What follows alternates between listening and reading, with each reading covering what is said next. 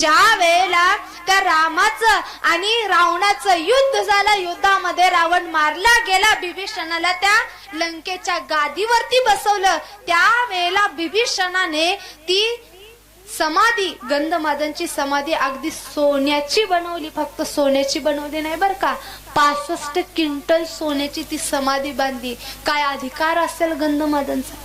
एवढंच नाही, तो बिभीषण प्रत्येक वर्षी गंधमादनची पुण्यतिथी सुद्धा साजरी करत होता. एवढा अधिकार त्या पशु योनीमध्ये जन्माला आलेल्या एका वानराच होता. म्हणजे भगवंताची भक्ती करून, भगवंताचं नामस्मरण करून, भगवंताच्या चरणाजवळ त्या गंधमादनला स्थान प्राप्त झालं. काय अधिकार असेल. म्हणून आपले जगद्गुरु तुकोबाराय म्हणतात, जर पशु योनीमध्ये जन्म घेऊन सुद्धा त्या गंधमादनने भगवंताच्या चरणाजवळ स्थान प्राप्त केलं, मग या नामस्मरणामध्ये किती ताकद असेल. तुम्ही आम्ही सामान्य माणसं आहोत, तुम्हा आम्हाला बोलायला येतं, चालायला येतं, तुम्ही आम्ही भगवंताची भक्ती करू शकतो, यात काही नवल नाही.